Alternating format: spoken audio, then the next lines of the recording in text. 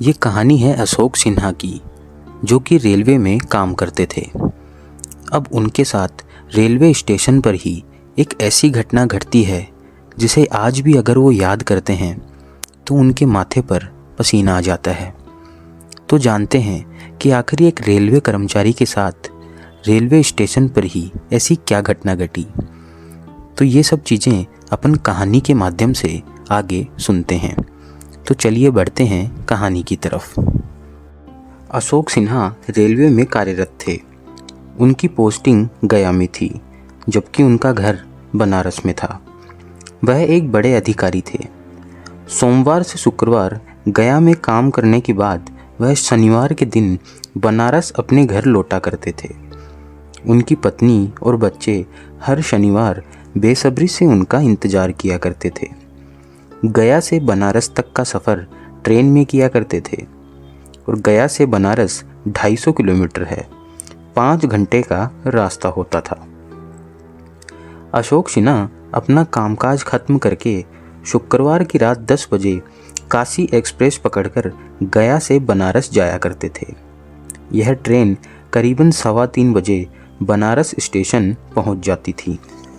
अब घटना वाली शाम को अशोक ने अपना कामकाज बंद करके घर जाने के लिए अपना सामान पैक कर लिया।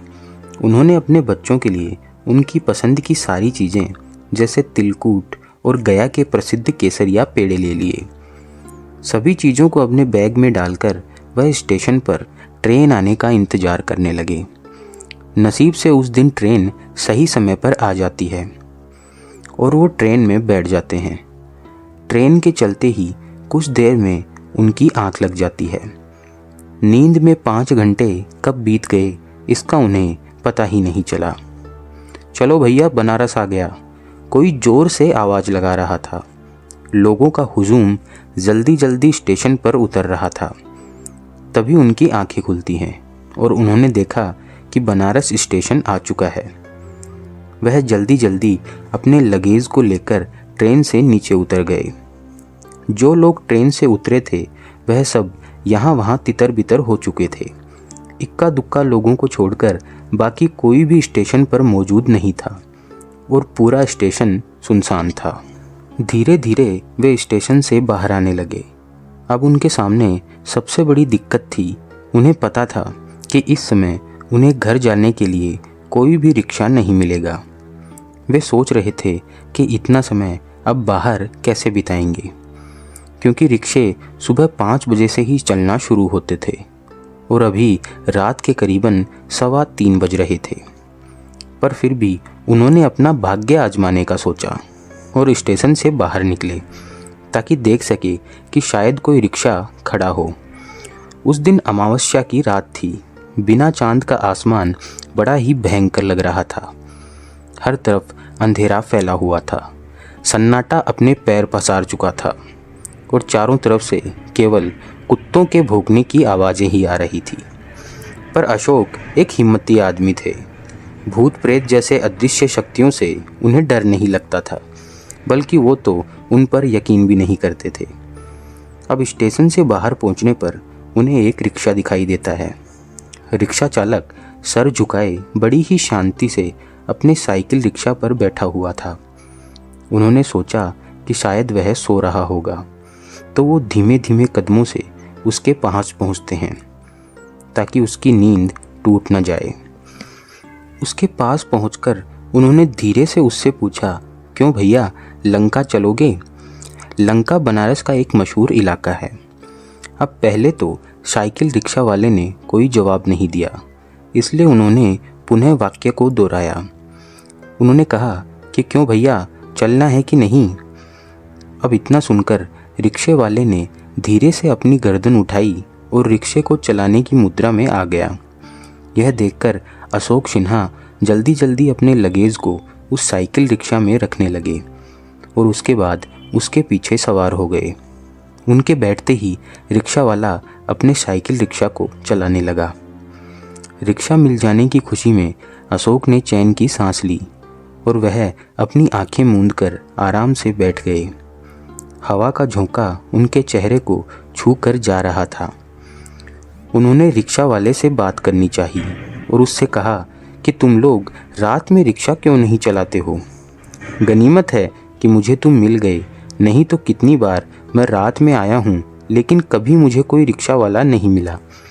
यात्रियों को कितनी दिक्कत होती है, तुम लोगों को रात को भी रिक्शा चलाना चाहिए। अशोक सिन्हा इतनी देर से बात किए जा रहे थे लेकिन रिक्शे वाला कोई जवाब नहीं दे रहा था। उन्होंने सोचा कि शायद वह बात करने के मूड में नहीं है। कुछ देर बाद जब उन्होंने अपनी आंखें खोली तो वह अपने आसपास का नज़ारा देखकर सन्न रह गए। उनका रिक्शा अभी भी स्टेशन पर ही मौजूद था। वह मन ही मन सोचने लगे कि कम से कम आधे घंटे से यह रिक्शा वाला इसे चला रहा है, लेकिन वह अभी तक कहीं भी पहुँचे क्यों नहीं। रिक्शा आगे बढ़ते हुए तो प्रतीत हो रहा था, लेकिन उन्हें ये देखकर बड़ा ताज्जुब हो रहा था कि वो कहीं जा क्यों नहीं रहे हैं। उनके रोंगटे खड़े हो गए। वह बार बार रिक्शा वाले को रिक्शा रोकने के लिए कहने लगे, लेकिन रिक्शा वाला बिना जवाब दिए बस अपने पैरों को चलाए जा रहा था, लेकिन उसका नतीजा कुछ भी नहीं हो रहा था। रिक्शा अभी भी स्टेशन के बाहर ही मौजूद था। अशोक समझ चुके थे कि जरूर कुछ ना कुछ गड़बड़ है। उन्होंने अपनी दादी से सुना था कि अमावस्या की काली रातों पर भूत प्रेत पिशाच घूमा करते हैं। उन्होंने सुना था कि रात के करीब 3 बजे के बाद प्रेत आज़ाद घूमते हैं। अब वो एक अजीब मुश्किल में फंस गए थे। उन्हें समझ नहीं आ रहा था कि वह अपने आप को कैसे बचाएं। तभी उन्हें याद आया उनकी जैकेट में रखा एक छोटा सा चाकू। फिर अपनी दादी माँ की याद आई। दादी ने कहा था कि कभी कोई ऐसी घटना घट जाए तो लोहे का प्रयोग करना, क्योंकि भूत प्रेत लोहे से बहुत डरते हैं। उन्होंने तुरंत अपनी जेब से चाकू को निकाला और फिर एक जोरदार आवाज़ में रिक्शे वाले को रोकने के लिए कहा, मैं कहता हूँ रुक जा, अब तू नहीं रुका तो फिर देखना। इस बार रिक्शे वाले ने रिक्शा चलाना बंद कर दिया। उन्होंने जल्दी जल्दी अपना सामान उठाया और रिक्शे से उतर गए। उतरकर जैसे ही वह पीछे पलटे तो यह क्या, उन्होंने देखा कि वह रिक्शा वहाँ से गायब था। उन्हें आज तक पता नहीं चला कि वह रिक्शे वाला कौन था और उसका रिक्शा और वह खुद कहाँ गायब हो गए थे। तो दोस्तों, भूतों से जुड़ी हुई यह एक और सच्ची घटना आपको कैसी लगी, कमेंट में ज़रूर बताइएगा। और भूत प्रेतों से जुड़ी हुई ऐसी ही सच्ची और डरावनी घटनाओं से आपका सामना मैं रोज़ इस चैनल के माध्यम से करवाता रहूँगा। तो यदि ये कहानियाँ पसंद आएँ तो द हॉन्टेड नाइट चैनल को सब्सक्राइब और लाइक करना ना भूलें, ताकि आपकी रातें रोज़ डर का अनुभव कर सकें। धन्यवाद।